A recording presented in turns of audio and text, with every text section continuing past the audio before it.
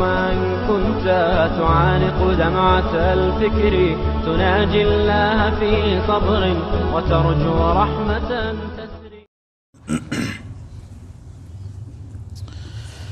عن أبي هريرة رضي الله تعالى عنه أن رسول الله صلى الله عليه وسلم قال: لا يزني الزاني حين يزني وهو مؤمن،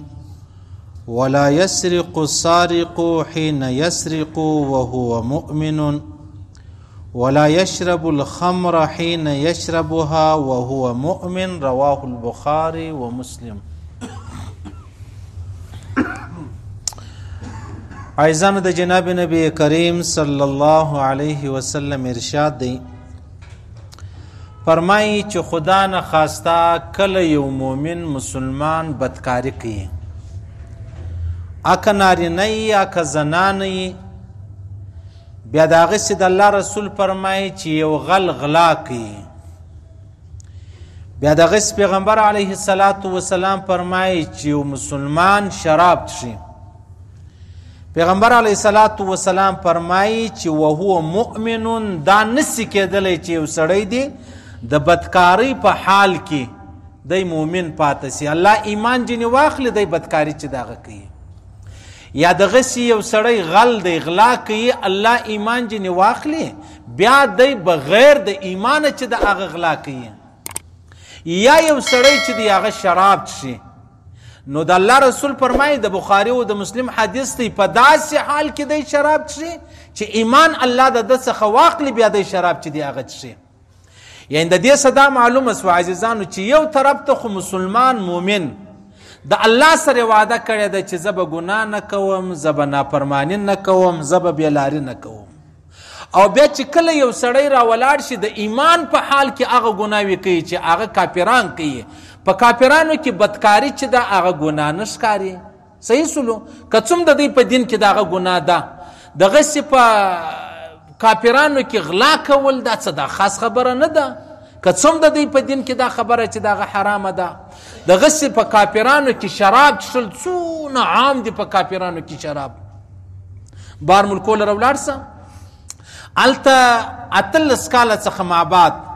بیا کې بېلاري کوله، کې شراب څښل، کې بله کوله، کې بله، بلکل قانوني وده ته جایزه ده، وده ته جواز ملاویږي، وده ته لیسنس ملاویږي. نو د الله رسول فرمایي چې کم کار کافر کوي، کافر د الله دشمن دی، بیا مسلمان هم هغه کار چې دی هغه وکړي، نو بیا دغه مسلمان په هغه حال کې چې دا ګناه کوي بیا چې دی ایمان الله رب العزت جنې اخلي. خدا نه خواسته یو سړی دی چې هغه غلا کوله، د غلا په حال کې دی مړ سلو، لکه کله کله زموږ ته په علاقو کې یو سړی غلا کوي، بیا څوک ټکان ورباندې وکړي، بیا دی په هغه غلا په حال کې مړ سي. د الله رسول فرمایي بغیر د ایمانه دا سړی چې دی هغه ولاړی. یا یو سړی چې دی هغه بدکاري کوي، بیا د بدکارۍ په حال کې مطلب زلزله وسي، دماکه وسي، اکسیډنټ وسي، بل ډېرې خبرې دي، نو دی مړ سي. چې مړ سي د الله رسول فرمایي دا بغیر د ایمانه ولاړی. یا یو سړی شراب وڅښي، نو دی چې شراب څښي په دغه وخت کې الله داسې ایمان واخلي چې ایمان یې واخیستی، بیا زاریله شراب و ډېرې وڅښل، اول وارې و هغه د الله رسول فرمایي بغیر د ایمان الله رب العزت دا سړی چې دی هغه له دې دنیا رخصت کړي. یا دی ګر سره دا ګناه کوي مړ نسي پکې، لیکن دی دا ګناه کوي الله ایمان جنې اخلي. دا نسي کېدلی چې ایمان او بې ایماني سره یو ځای سي، دا نسي کېدلی چې هم د الله وعده تا ورسره کړې ده چې زه به دا ګناه وکړم او بیا هلته هغه ګناه چې دی هغه کوي. صحیح سو. بیا حضرت ابو هریره څخه چا پوښتنه وکړه دا ایمان سره کوم جنې ولاړ سي، دا ایمان د انسان څنګه ولاړ سي؟ یو حدیث کې راځي دا ایمان چې دی هغه د سایوان رقم چتري رقم د پر سر باندې ولاړي، که په دغه حال کې دی مړ سو بغیر د ایمان ولاړی. او چې کله مطلب دا بدکاری یې بولې، شراب یې بولې، غلا یې بولې، بله ګناه یې بولې، بله ګناه یې بولې، هغه تورې زه ویلی نه سمه، نو زموږ بیانونه خاص کر په کورو کې زنانې ماوري په هغه خاطر، نو دی چې دا ګناه کوي الله ایمان جنې واخلي، ایمان د ده پر سر ولاړې لکه سایوان. او چې کله دا ګناه وکړله د غسل ځای رالی غسل یې وکړئ، د شرابو ځای رالی شراب یې بیرته پرېښول، د غلا ځای رالی غلا یې وکړه، مطلب خلاصولو، هغه ایمان بیرته بیا د لره راسي. دا یو. دویم بیا حضرت ابو هریره څخه چا پوښتنه وکړله چې دا ایمان د انسان سره کم واخیستل شي، دی د ایمانه څنګه خلاصېږي؟ حضرت ابو هریره رضی الله تعالی عنه دا قمیص ور ښکاره کوي. سړی چې قمیص وکاږي سر مطلب د قمیص وباسي، لاسونه وباسي، څنګه بغیر د کپړو څخه دا سړی بغیر د قمیص سولو بدن یې لت سولو. د الله رسول فرمایي، حضرت ابو هریره فرمایي دا ایمان الله دا رقم جنې اخلي، ایمان الله دا رقم جنې اخلي. اوس ته اندازه ولګوئ زموږ په معاشره کې څونه کسان ماخستن ډیش انټینا پر چت باندې لګولې ده، د ټول روسي ممالک چې دی هغه فلمان او ډرامې خو ډرامې په هغو کې نشته، خیر هغه غلط شان دی، ګوري په دغه کې سپېره وتلی در ساره پر چې بیا بل ځل راپورته کوي ویې شوري دی مړ شوی، زړه دوره ور باندې راغلی. اوس به دی د الله په دربار کې په کم مخ بیسېږي. الله پوښتنه ځینې وکړي په څنګه حال کې ته مال رالې؟ پیغمبر اسلام فرمایي سهار هم فرشتې راځي دلې، مازدیګر هم فرشتې، د سهار فرشتې مازدیګر ځي، هغه نور د ماښام فرشتې راځي. دغه مازدیګر چې فرشتې ولاړې د ماښام پر وخت باندې د فرشتو سره الله پوښتنه وکړي په څنګه حال کې مې دا خلک پرېښول مسلمانان؟ هغه وایي یا الله پر لمانځه باندې ولاړو، د جومات ټیم چې موږ راتللو. بیا چې کله ماخستن ملایکې رالې سهار چې بیا بیرته ځي، بیا الله پوښتنه ځینې وکړي دا خلک مې پر څنګه حال باندې پرېښول؟ هغه وایي الله د سهار پر جومات ولاړو، پر لمانځه ولاړو. نو چې دلته دا پوښتنه ځینې کېږي نو بیا دا پوښتنه ولې ځینې کېږي ته په څنګه حال کې مال رالې؟ تا خپله ځواني په چیش کې خرڅه کړله، تا چې څه اورېدلي وو په هغه دې عمل کړی و که دې نه و کړی، او تا روپۍ څنګه وګټلې او چې ودې ګټلې په چیش کې دې خرڅې کړلې، صحیح سولو؟ او په څنګه حال کې تا لره مرګ رالی، تا د الله سره ملاقات په څنګه حال کې وکړي؟ تاسو یقین وکړئ عزیزانو، په خدای قسم الله د الله رسول فرمایي دا دین نه دی، دین د دې کار به الله د کافرانو سم واخلي. کافر به الله رب العزت مهربانه کې پر دین باندې د دین کارونه به شروع کړي. مثلا و دیندار خلکو، علما او طالبان او تبلیغیانو ته به لاره چې دغه ورکړي، صحیح؟ او دا ډېره بدبختي د عزیزانو چې یو سړی د مسجد ته ووتی بیا ولاړ سي هلته دی ګناه وکړي، و د بازاره څه خدای اجازه شته ته راسه مسجد لره په ګناو کې اخته ولې راسه د مسجد لره خپل منځ وکړه، تلاوت وکړه، ذکر وکړه، توبه وباسه. دا خو ډېره د نیکبختۍ خبره ده، دا ډېر د بدبختۍ خبره ده. په مسجد کې د جماعت هم وکئ، بیان دې هم واورئ، ذکر دې هم وکئ، تلاوت دې هم وکئ، بیا بیرته راووتې بازار له، په بازار کې دې بیرته هغه خبرې شروع کړې لکه څنګه چې تا د دې مسجد مخکې چې دې هغه کولې. دو نمبري دې کوله، غلا دې کوله، ټګي دې کوله، اکسپایر ګولۍ دواوې در کولې، پاکټ به دې ور بدل کړي، هغه کوکه به دې ور بدله کړې، به راولاړ شي پر هغه ځای به دې قلم کش کړي چې هغه اکسپایري به راغلی وله، صحیح سولو؟ نو دا ته چش بولې دا حرام دی که نه دی حرام؟ تاسو اندازه ولګوئ عزیزان. یعنی زه ته هر وخت دا مثال در کوم که ما بغیر د جوماته، بغیر د اوداسه وتی ته جومات درکړي، نو خو ټول به حیران سي چې او یو ملا پیدا سوی دی وای بغیر د اوداسه لمنځ ورکوي، صحیح؟ نو به څنګه ناولده خبره؟ نو دا بغیر د اوداسه لمنځ ولې بد کار دی او حرام کار دی؟ چا ویلی دی؟ الله ویلی دی. چا ویلی چې اوداس به کوي؟ الله ویلی دی. نو بیا چې دا بازار کې ما او تا دو نمبري کوو، دا دو نمبري موږ ته چا ویلی دی چې دا حرام کار دی؟ الله راته ویلی دی. او بیا راولاړېږي اکسپایري چې دا خلک څونه ډېر حساسه خلک د هغه اکسپایر شی چې دی هغه شیدې راواخله، د هغه رقم مطلب اوس بار ملکونه ولاړ سه پر هغې له اکسپایري چې د هغه لګولې ده،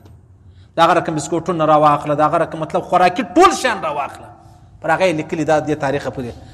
کولی شي، د هغه په خوا یې نه شي کولی. نو ته چې دا وکړې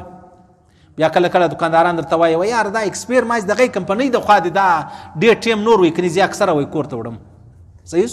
کور ته یې ویسه شل وارې یې ویسه، لیکن بل مسلمان ته به څنګه کتاب ورکوې؟ لکه څنګه بغیر د اوداسه لمونځ ورکول حرام کار دی، او مولوي صاحب دوزخ لري دی، او دا رقم دوکه کول، چاته مطلب پریب کول، څوک دوکه کول، دا ټولې خبرې په دې کې راځي. اوس که ته دکاندار لره ورغلې هغه په شیدو کې اوبه اچولې وي، ته د هغه دکاندار سره بیا شیدې نه وړې، یا په دا شیدو کې دی اوبه اچي، نو شیدې مطلب اوبه حرام کار شو، دا موږ ټوله منو. دا شیدو والا دوکه ده په دې چې دی اوبه ور واچوي. دا ما او تا چې تناره والا راواخله، قصاب راواخله، دغه رقم پرچون والا راواخله، دغه رقم میډیکل والا راواخله، اسپتال والا راواخله، سکول والا راواخله، سټیشنري والا راواخله. صحیح سولو ځه دغه رقم ترانسپورټ راواخله، مطلب د تا ته د پاکستاني پټرول پیسې درکړي بس دې وراچوي، ته راولاړ شو ایراني پټرول دې وراچولی دی، په هغه کې وتا ته یو 10-12 روپۍ در پاتېږي. صحیح سو دا ټولې خبرې اوس اندازه ولګوئ، دا ټول حرام کار دی چې مولوي صاحب په هغه خبره بغیر د اوداسه لمونځ درکړی جهنم لره تللی. دا چې هر سړی اوس ګوره زه خو مولوي صاحب یم په مسجد کې لمونځ ورکوم، نو ما که دا ګناه وکړله الله منع کړی یم د دې خبرې سره، زه بیا نه کوم. زما دغه فیلډ دی. د شیدو والا هغه بیا دا دی چې اوبه مه وراچوه، تناره والا بیا دا دی چې چشمه کوه، په دا خپله پیاړه کې کمی مه کوه، پیاړه جوړه کې بیا لږ خشه جن راکاټ کې. صحیح شو راولاړ شي وچ ډوډۍ چې د هغه میده کې بیا سره جوړه کې بیا یې وړو ته ور واچوې. دا خو چل دی، دا خو دوکه ده. نو او د الله رسول فرمایي چې څوک دوکه کوي هغه له موږ څخه نه دی، د اسلام څخه نه دی، پر دین باندې نه دی، پر قرآن باندې نه دی. زموږ دا خیال دی چې یاره بس نو مسجد ته رالې به ښه اودس به کوې، قبلې ته به مخامخ درېږې، کپړې به دې صفایي، دا ځای به صفایي، بیا لمونځ صحیح کېږي. چې د یوه لمانځه دپاره دونه شرطونه سو، نو د ایمان به بیا څونه شرطونه دي؟ ایمان صحیح سو د یوه لمانځه څو شرطونه دي؟ دا رقم د ایمان تر لمانځه لا ډېر شرطونه دي. نو ما تا خو د ایمان په حال کې دوکه کو. د الله رسول فرمایي څوک چې دوکه کوي په دغه حال کې الله داسې ایمان واخلي. صحیح څونه زموږ د ژوند سره تړلې خبرې دي، او دا ټولې خبرې په موږ کې شته، دا ټولې خبرې ټیک دی. په مولوي صاحب کې به دا نه وي چې بغیر د اوداسه لمونځ ورکړي، خو د دې څه علاوه هره خبره په موږ کې شته. غیبت را کې شته، بهتان را کې شته، غلط نظري را کې شته، لالچ را کې شته، حرص را کې شته، بهتان را کې شته،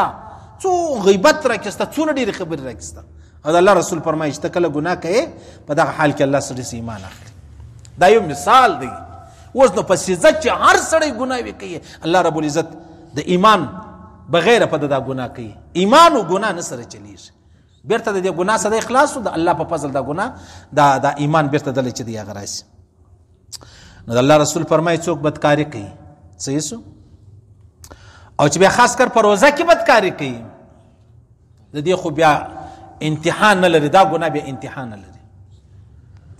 چې کله یو سړی راولاړ شي، د الله رسول فرمایي د بدکارۍ دپاره روزه ماته کې، بدکارۍ دپاره دا خاص جهنمی دی، خاص والله که نیم سیکنډ هم د اور برداشتي، د دنیا د اور دا نشپې، دا اویایم حصه د نشپېته حصې خو لا نورې د جهنم معمولي دغه موږ ته چې لیټر را سره لاس ورته ونس، لاس ورځم بیا پټۍ پر لګولي. دا خو ډېرې غټې درنې خبرې دي عاجزانو. یو ور پې وګټئ په خوند یې وګټئ، یو ور پې وګټه حلاله وګټه. ګر سره زه به ته مثال درکړم چې سړی راولاړ سي یو ګیلاس صفا د زمزم اوبه وڅښي مثلا، یا راولاړ ښه ښایسته اعلی هغه فلټر اوبه چې دي هغه وڅښي یو ګیلاس، او بیا راولاړ سي یوه باټلۍ دغه مردارې د نالۍ اوبه وڅښي، ستا بدن ته کمې اوبه ډېرې پیدا کوي. صحیح نو خو لا خوشحالي وه چې هغه اوبه دي هغه دي یوه باټلۍ اوبه دي وڅښلې، ته دې یو ګیلاس اوبه وڅښلې. نو ولې دا حلالې اوبه ولې، دا پاکې اوبه ولې، هغه مردارې ولې؟ دا رقم روپۍ را واخله، دا رقم ګولې را واخله، دا رقم لباس را واخله، دا رقم چوټې را واخله، دا رقم ستا هر قدم را واخله. یوه سا د ایمان سره تېره سي، دا ډېره بهتره ده تر هغه چې زر ساګانې الله و سړي ته ورکړي بغیر د ایمانه. دا خو موږ ټوله منو، دا خو منې چې په ژوند کې سړی یوه سا کاږي، یوه سا ټایم یې ورکړی دی، یو سیکنډ ژوند یې ورکړی دی، په هغه سیکنډ کې دی الله یاد کې کلمه ووایي، او بل سړي ته الله رب العزت زر ساګانې ورکړي دي، په هغه ساګانو کې دی الله نه یادوي. دغه یوه سا ډېره بهترینه ده که زر ساګانې. نو دا یوه سا بهتره سو، دا یو ګیلاس اوبه ډېرې بهترې دي. آیا که یو ټینکر مردارې اوبه د نالۍ اوبه، دا یو اوبه صفا اوبه د هغه رقم ستا یو روپۍ تر هغه زر روپۍ چې هغه مردارې دي، شکمنې دي، حرامې دي، د سود دي، د رشوت دي، د غلا دي، په چل و په دوکه دي د چا څه اخیستي، دا ټولې په هغه کې راځي. سی به دې خبره سر خلاصېږي که نه؟ یو سړی په لاس کې تسبیح دی مثلا، اوس بل یار پر پیښ هغه تسبیح چې واخیستې، ورور تسبیح زما شوې در کوم، هغه په خوله ورته وایي یاري دا انډیوالي ده، ازاد ټیک د پروا نه لري، په زړه کې نه ده خوښه. الله رسول فرمایي دغه تسبیح نه دي چې ته اړه دا الله الله ور باندې وایي، دا پر حرامو تسبیح وایي. د زړه به خوښه یې بیا ته چیش کولی سي، بیا ته د چا څه شی اخیستلی سي هغه تا ته په رضا درکړي. لیکن دا زموږ ته عام طور څونه ډېرې خبرې دي، کومه خبره درته وکړم، دا زموږ ته په مسلمانانو په پښتنو کې ټیکهداران د دین او د اسلام د هغو دغه حال دی. هغه چې نور د پنجاب په د سیند خلک موږ ته دی معلومیږي لکه هندوان پښتانه خو ځانونه ډېر مسلمانان بولي، والله کې په ګرځ کې لدي، په ګرځ کې راسه زه به تا مسجد روډ لره بوځم. 2 دوکانه څنګ پر څنګ دي، یو هندو دی بل مسلمان دی. مسلمان ځان جنتی بولی، هندو جهنمی بولی. مسلمان ځان مسلمان بولی، هندو کافر بولی. صحیح سلو. مسلمان ته په دې دکان کې فضایل اعمال پروت دی، قرآن پروت دی، یاسین پروت دی، منزل پروت دی، و هغه کافر ته و هندو ته هغه ته بګوان پروت دی. ورسه هندو لره ورسه هغه ستا سره په طول کې چم نه کوي، د مسلمان لره ورسه ستا سره په طول کې چم کوي. حال دغه دی چې دغه مسلمان ځان جنتی بولی، ځان مسلمان بولی، او هغه هندو هغه جهنمیم بولی، کافریم بولی. اوس په دې دوه کم سړی بد سړی سو. نو خو دغه د هندو چم تا وکړي، هندو چې به کومه ګناه د هندو دپاره په کار وه، خو هغه کافر بولی، جهنمي بولی، باید چې دی یې وکړي. موږ پښتنو دغه ډېره لویه خطا ده، دا په دماغ کې لوېدلې ده. موږ مسلمانان یو، موږ جنتیان یو، بس په دې کې نورې خبرې نشته. څونه دا یو مثال در کوم، ځه پسې اوس نو ته پسې ګوره چې خلک څو دوکې چې دی هغه کوي. څونه دوکه بازان دي په ژرو، په لنګوټو، په فضایل اعمالو، په قرآن، په بل. اول زه ملګری و، هغه ویل ما موټر خرڅ کړي، موټر چې م خرڅ کړي پر یو هندو مې خرڅ کړي. نو په هغه کې زما کوچنی یاسین شریف چې دی هغه پروت و، چې پروت ولو بیا مالا هغه زما یاسین شریف پاتې شو، دا راکړه یاره، دی خو هندو ولو، ولا هغه راته ویل یا نه در کوم، مال ولې نه راکوې؟ ویل یاره ښه دی د برکت دپاره زما په موټر کې پروت دی. هندو ورته وایي چې دغه یاسین شریف د برکت دپاره زما په موټر کې پروت دی. اوس موږ یاسین د چیش دپاره استعمالوو، هغه هندو دی، کافر دی، ایمان نور باندې لري، لیکن دلته ګوره دې شي دپاره یې ښه. دا نو اوس ولګوئ، اندازه ولګوئ چې زړه مې غواړي هغونه اندازې ولګوئ. پښتنو سه زما والله که لګېږي ډېر چلباز، دوکهباز، قاتلان، غله، سودخواره، رشوت خواره، اغوا، خلک اغوا که دا ګرد خبرې په دې کې شته. پنجابیانو کې یو روزه نشته، یو لمونځ نشته، دوی پر هغو خاندي. او پنجابیانو کله روزه نیوله، پټان پوهېږي، روزه یې پوهېږي، دی په دې ډېر هغه د الله حق دی، د الله به معافي ورته وکړي. دا تا چې د یو مسلمان نه انسان هندو سره تا دوکه کړې ده، که هندو نه معافولی الله دې نسي معافولی. الله رب العزت دا خبره کړې ده. الله فرمایي دا زما کار نه دی، دا د کار دی، دا حق دی، زما سره تعلق نه لري. صحیح هلته چې هغه الله رب العزت یو سړی راولاړ سي 1000 واره بدکاري وکړي، شراب وڅښي مثلا، الله خوښه ده، معافوي نه معافوي، که معاف کوي هېڅ بده خبره نه ده، دا د الله اختیار دی. او که څوک راولاړ سو مسلمان ته دوکه ورکړله، دا د هغه مسلمان اختیار دی، مسلمان نه انسان، دا د هغه انسان اختیار دی. الله فرمایي دا سره زما تعلق نشته. موږ ته څو دوکې کوو؟ سبحان الله، الله اکبر.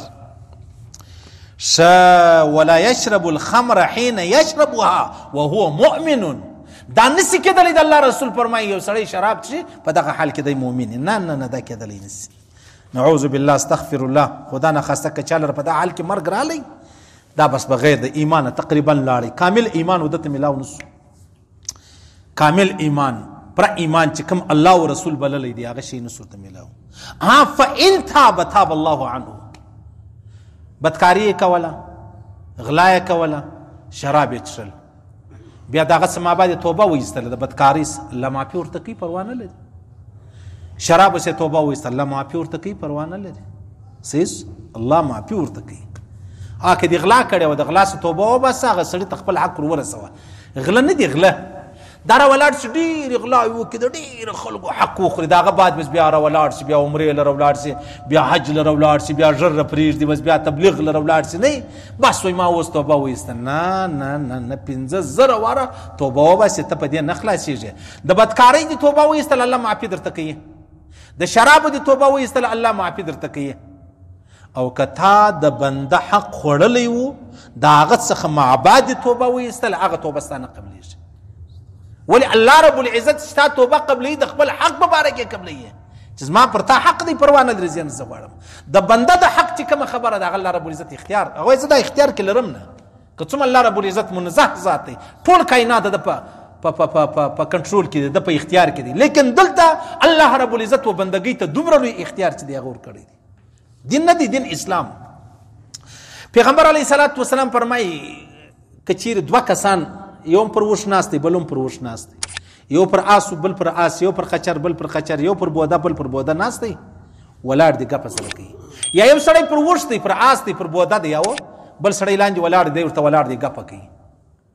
د الله رسول فرمایي وایي دغه د وښانو د غویانو د خچرو د آس چې څوک مطلب سوارلي ور باندې کوي د هغه څه منبر مه جوړوه لکه دا منبر پر ناست دی ګپې کوي صحیح راشوسه بیا د دې سړي سره ګپه وکړه راشوسه وستا اندازه ولګوه چې په اسلام کې د بوده دونه لوی حق دی که څوم ته وایې یاره ما یو ښه خبره درته کول نه نه نه نه دا بوده به ستړی کوې نه بوده به تر خپل وس مطابق استعمالوې که ته وایې یاره زما په اختیار دی زه پوهېږم زما کار پوهېږي نه نه نه نه نه الله و تا ته مسخر کړی د هغه دا معنا نه ده راشوسه لاندې ودرېږه ملګري سره ګپه وکړه بېرته بیا کښېنه ولې دی نه ستړی کېږي دی نه ستومانه کېږي دی نه ځایریږي په دا خبره دا په اسلام کې د بوده حق دی صحیح نو د انسان به بیا څو حق بیا د مسلمان به څو حق مسلمان عبدالله بن مبارک صاحب رحمه الله وخت پر آس باندې ناست دی دی پخوا به د آسان په کرایه تلل نو دی تللی و بار په حدیث پسې تللی و حاج لره تللی و عمرې لره هر ځای چې و پر لارې د دې څه غمجنه ایله سوه چې ایله سوله مطلب نو خو آس لږ مخ ته ولاړی یا وښ یا آس چې مخ ته ولاړی د آس وښ پر هغه ځای ودروي راشوس و بېرته رالی په پښو د غمچنې راپورته ملګری ورسره واغون نو خو آس را وګرځوه لکه زموږ سره موټرسایکل را سره سایکل شی ایله چې موږ بېرته پسې را وګرځوه هغه ویل یاره ما په کرایه نیولی دی د یوې خوا دپاره په کرایه کې ما دا نه دي ورسره ویلي چې دا بېرته زه را وګرځم لس قدمه زه په دا وښ باندې اخلم نو دا خو دغه سړي حق دی په دې کې سړی خاین کېږي صحیح سوله نو لهذا وښ هلته ودروئ خچر یې ودروئ آس یې ودروئ راشوس و 15 قدمه رالی غمچنې راپورته کړله بېرته ولاړئ ول ما چې په کرایه نیولی دی ما د دې خوا نیولی دی زه به تر هغه ځایه ځم د هغه ځای بېرته تاله راځم دا مې نه ده نو زه چې را وګرځم دا خو څو قدمه زیات سول اوس اندازه ولګوئ زموږ د هغو څو فرق دی زموږ د هغو څو فرق دی په خپله به الله ته لیکلي ورسره ورکوو الله ته به لیکلي ورکوو لاندې به سره د قسمه چې ستا په ربوبیت ستا په وحدانیت ستا په لویې ستا په عظمت د زموږ قسم یې موږ تا ته لیکلي در کوو تر ټولو اعلی جهنمیان موږ په خپله یو دا به الله ته موږ خپله لیکلي ورکوو زموږ دغه حال دی زموږ دغه پوزیشن دی په هر حواله راواخله په هر حواله څونه ډېر ماشټران دي چې ورور هغه تنخواه اخلي لیکن په کال هم د اسکول نه دی ورغړی دی خپل 8000 اخلي بیا هلته یو چوټو پیدا کړی دی هغه ته 15000 روپۍ وایي ته ورځه نو تا خو د دې بچیانو مستقبل ور تباه او برباد کړي صحیح سلو او ته چې دا تنخواه واخلې تنخواه تا ته جایزه ده که ناجایزه ده بیا حلاله ده که حرامه ده صحیح سلو حلاله ده که حرامه ده ولګوئ اندازه ولګوئ هلته چې کله کله په مسجد کې مولوي صاحب نه یا مور مړه یا پلار مړ یا بله پریشاني کوروالا یې ناجوړه هسپتاله په لمانځه کې څوک نه ګرد هغه چې میلمه راغلی دی هغه هم سترګې خرې خرې کوي چیرې دا مولوي صاحب ولې نه معلومېږي 3 منټه لمانځه ټیم واوښته ولې خدای په خبر دی مولوي صاحب چې دی 3000 تنخواه ده نو باید ته پر خپل ټیم بدلې حاضر په ګرد دنیا کې د هر شي چټۍ معلومه ده یو د ملایي چټۍ نه ده معلوم اختر په ورځ هم لمونځ دی د اختر پر ورځ د دانور لا لمونځ دی د جمعې پر ورځ د دانور لا غټ لمونځ دی صحیح سلو یوه ورځ دا نسته چې مولوي صاحب نن چټۍ دی ځکه نن لمونځ نسته صحیح سو بیا میلمه راغلی دلته کله کله زموږ ملګري چانده ټولوي نو ما یو ورځ ورته مالته دا رسید ما ته ښکاره کړم دی په رسید په ډاګر بازار 4000 روپۍ ټولېږي ټیک سولو زما پر مخ خلک غټې غټې خبرې ګر سره نه کوي نو یو ما کتې د رسید مال دا یاران زه وګورم کله کله دا نو سره دی پاوا نیولی زه وګورم که 100 روپۍ ورکړي دي ما غټ غټ دکانداران ویل د 10 روپۍ ورکړي هلته پر لیکلي مې 10 روپۍ دکان هم لیکلی دومره حریان سمال سبحان الله الله اکبر ما ته ته 2 زره ایښي دي زه اوبه ګرموم صحیح سلو ګیس نسته ستا په کور کې ګرمې اوبه نسته ما درته ایښي دي صحیح سلو په کور کې ته یو پیس نه لرې جنریټر نه لرې ما دلته هېر شی دی چې ګرمي پنکې چالو وي دلته خلک به دا دوبي کې دا برنډه کې بیده وي ما نه درته وایي چې ته پورته شه مسافر دي لارویان دي ستړي دي پنکې ورته چالو وي ما نه درته وایي او دی چې بیا راشي څه چم کوي 10 روپۍ ورکړي نو چې اوس په دا خبره چې مولوي صاحب راځي او په هغه ورځ بیا 1500 راکوي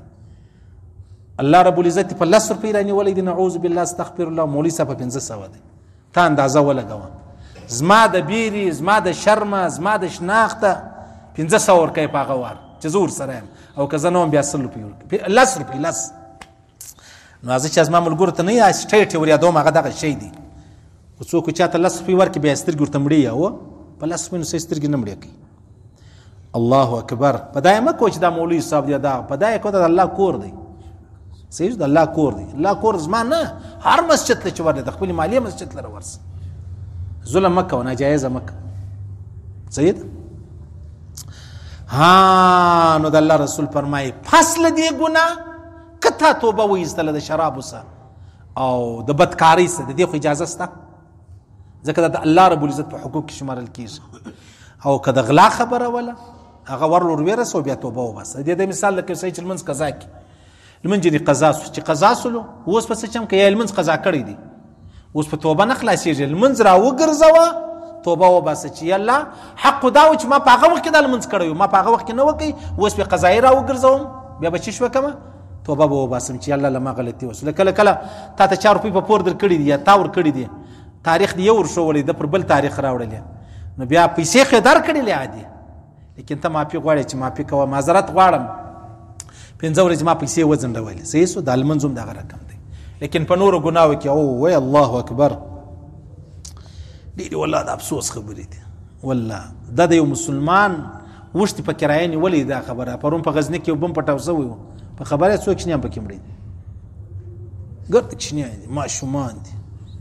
یوم 14 کلن نسته پکې ګرد کوچنیان 2 کاله 3 کاله 9 کاله 4 کاله د جمعې ورځ د قرآن ختم شروع نو چا وکړه دا چا وکړله 15 کچنیان د یوه کوره د یوه 2 کورو څه ځي ها څونه ازمایش دی څونه امتحان دی الله به کله افغانستان آزادوي الله به کله د افغانستان دشمنان ورکوي الله به کله روغه ورځ په دې وطن کې راولي چې پر معمولي خبره 14-15 کچنیان ته اندازه ولګوه یاره زما یو کوچنی بچی ده د یوه کال چې دا ټوله دنیا نړیږي دا خپله بچی نه پر ورکو چې ټوله دنیا نړیږي معاذه ما نم پرېښی دي چې ټوله دنیا پر دا بله خوا راوړي زه د خپله کوچنی بچی نه پر ورکو او دلته 15-14 کوچنیان چې زخمیان دي هغه مشهوره دا خالي ماشومان چې د کافرانو ماشوم مړ شي د کافرانو کوچنی نه دی یو روایت دا دی چې دا په جنت کې د جنتیانو خادمان وي بیا د کافرانو کوچنی هم در ورښودی د مسلمانانو خو بیا څه حال بیا پر ناحقه وي بیا څه حال دا چې هر چا کړې ده نو بیا څو روپۍ اخیستې دی خو نه و چې یو پښتون د بل دښمن ورلی مړی که چې دا زموږ قاتلان دي زموږ مدیان دي یا دغسې څنګه پیښه شوله څو روپۍ به تا ته میلاو شوي دا یې ګرد افغانستان باچي و تا ته میلاو شوی د یوه ماشوم چې دا نوک ولاړی د یوه ماشوم چې دا وینه تېی شوله د کافرانو د الله رسول منع کړې ده د کافرانو سپین ږیرۍ د کافرانو زنانه د کافرانو ماشومان ته یې وژلی نه شي چې د کافرانو سره جنګي ها که چیرې زنانه داسې وه د کافرانو په صف کې ولاړ و کافران سره مجاهدین جنګېدل مسلمانان ښځې هم ولاړې وې بیا ښځه وژلی شي سپین ږیری ولاړ و هغه هم وژلی شي لیکن د الله رسول فرمایي یو به د دوی پیشوا امام راواخله مثلا یو ماشومان یو زنانې یو سپین ږیري په دې به کار نه لرئ دلته ناحقه سبحان الله په خدای قسم که بیا تصویرونه کتلی سو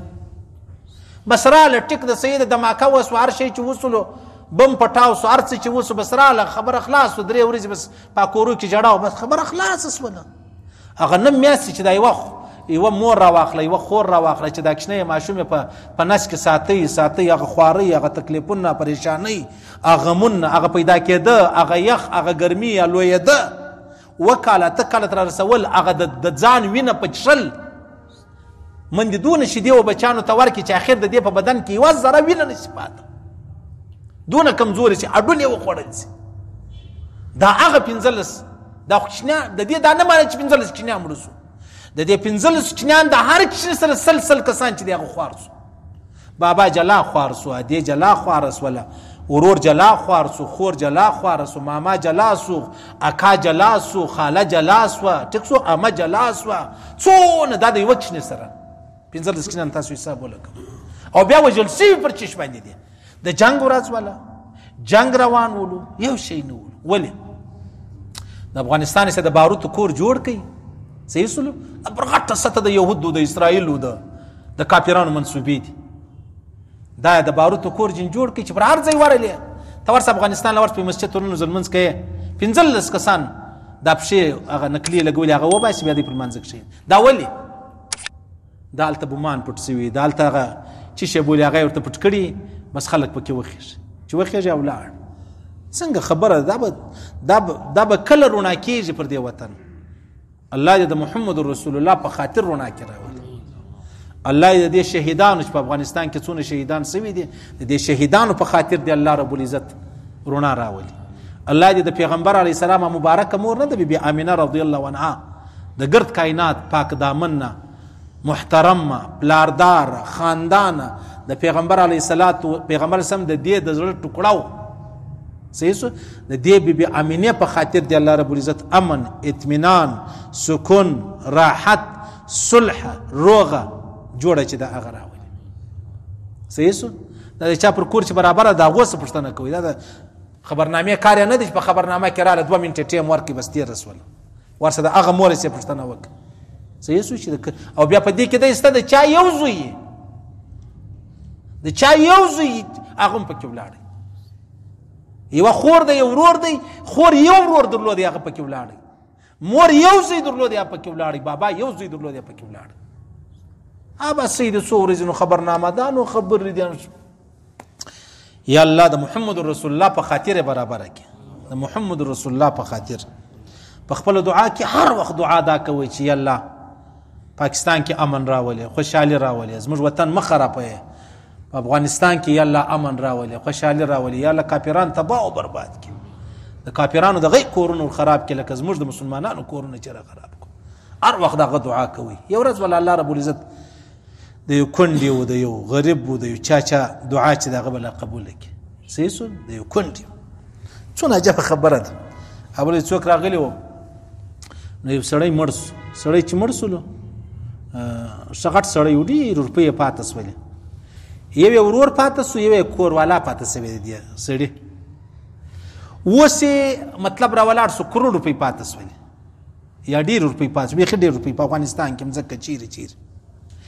دا غورور را ولار پر ټول شان قبضه وکړه. صحیح او الته واغه کونډه ته لاس 15 لک او 10 لک روپۍ څو به ور کړی پور دکړه ول بس دا واخسته حق دغونه جوړیږي. دا څونه ظلم دا د کونډې سره روان د کونډې سره دا به څه حالي دا به نو بیا څنګه مسلمانې چې تا دا کار وکړي نو تا خو د دونه مظلومي حق چې دی هغه وخوړی الله ته معافوي بیا الله خو یاره یو ښځه وه پښې ساتلې وه خوراک یې نه ورکوئ پښې الله د دې پښې په خاطر الله دا ښځه جهنم لره بوت صرف د پښې په خاطر نو نورې خبرې به دي. صحیح سو بس پر لمنځو ډېر غښتلي بس چې لمونځ پرې نږدې هغه مشهور که به پوهېدې که نه به پوهېدې که دې زده و که دې نه وي زده 18 کاله به لمونځونه کړي دوای قنوت یې نه یې زده. د الله رسول فرمای فإن تاب تاب الله علیه چې کله د ګناو څخه مابعد بیا سړی توبه وباسي الله یې توبه قبلوي الله وده ته ټیم چې دی هغه ورکوي. بس عاجزانو څه ووایو هېڅ یوه ذره ګنجایش نه راپاتېږي. حضرت ابو هریره ویلې ول که مې رښتیا شروع کړو سر به د چپې خوا راکاټ کړي سر د چپې خوا خبرې هر چاته ما ته هم خوند راکوي چې ته ته کوم ته هم درکوي داسې په غور راته ناست لکه په ټوله ژوند چې ته یوه ګناه نه یې کړې. صحیح سلو په دا ښار کې د معاشره کې یا زه ګرځم یا ته ګرځې که پیښه راغلې وه یا به زما د لاسه راغلي یا به ستې د لاسه راغلي ما هم پر دې غور نه دی کړی چې یا الله زما د لاسه څو کورونه خراب شوي دي تا هم پر دې غور نه دی کړی چې یاره زما د لاسه څو کورونه خراب د الله څخه معافي وغواړو. بس الله رب العزت ویل اورېدل قبول منظور وګرځوي. الله دې خپل احکامات د محمد رسول الله مبارک طریقې را نصیب کړي. الله دې د بدمرغۍ وساتي، الله دې د بدقسمتۍ وساتي، الله دې په افغانستان کې امن او خوشحالي راولي، الله دې کشمیر آزاد کړي، د کشمیر مسلمانانو ته دې الله بری ورکړي. دا چې کوم هندوان پر مسلمانانو وار کوي، مسلمانان وژني، د مسلمانانو کوچنیان یتیمان کوي، الله دې دوی ته تباه او برباد کړي. هغه هندوان نه دي، هغه چې د غوا او بولې چې دي هغه دوی په عبادت شي، هغه دې الله تباه کړي. او چې دغه سجدې کوي والله ته دغه دې الله نه خرابوي. الله دې ټول مسلمانانو په ملکو کې امن او خوشحالي راولي. هر ځای چې مسلمان دي او هر ځای چې کافر پر مسلمان بد کوي، الله دې هغه کافر لاس شل کړي، الله دې هغه خوله ګونګۍ کړي، الله دې هغه سترګې ورډندې کړي، الله دې هغه غوږونه چې دي هغه ورکاړه کړي چې د مسلمانانو سره ناجایزه کوي، ظلم کوي. الله دې ویل اورېدل قبول منظور وګرځي. الله دې په دا تور موږ ته مرګ را نصیب کړي ټول مسلمانانو ته چې مړي دا ووایي لا اله الا الله محمد